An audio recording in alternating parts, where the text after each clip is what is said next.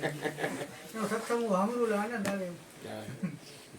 જોકે આમાં ઘણી ચર્ચાઓ થઈ, પણ જે સદગુરુનો માર્ગ છે એ પ્રેમનો છે, વિવેકનો છે.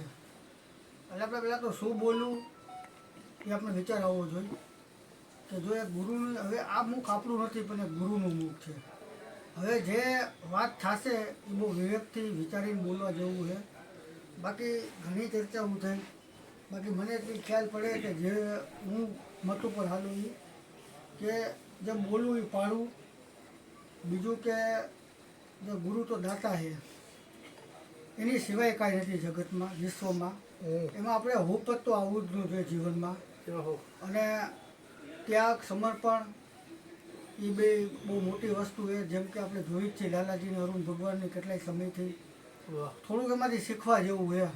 કારણ કે કોઈકને કોઈક પાત્ર એવું છે જીવનમાં કે આપણે કાંઈક શીખ દઈ જાય છે, છતાંય આપણામાં આવતું નથી. એ આપણી ખામી છે કે કેમ આવતું નથી. થોડાક હવે આપણો અહમ કાંઈક નડતો હોય એવું લાગે છે.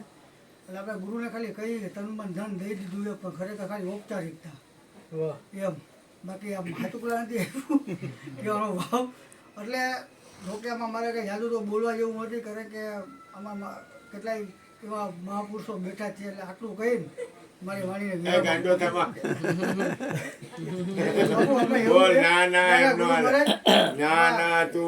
ખરેખર બાપુનો તમારો લાભ લેવા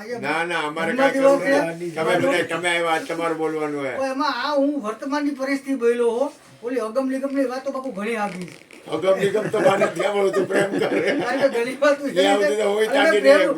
પ્રેમનો પેલા મુદ્દો લીધો કે ભાઈ પ્રેમ જરૂરી, ડ્રેસિંગ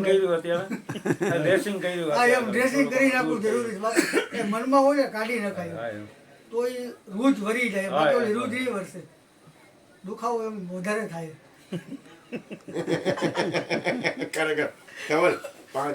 આ બસ ધવલભાઈ બોલાવો બાપુ. માલિક ને રહેવાની પૂરતી જગ્યા એટલે જ નથી મળતી. બીજા કોઈ બોલવું હોય તો ના બોલ ને થોડુંક બોલ કરે. અરે ના બોલ પછી ધવલભાઈ બોલ.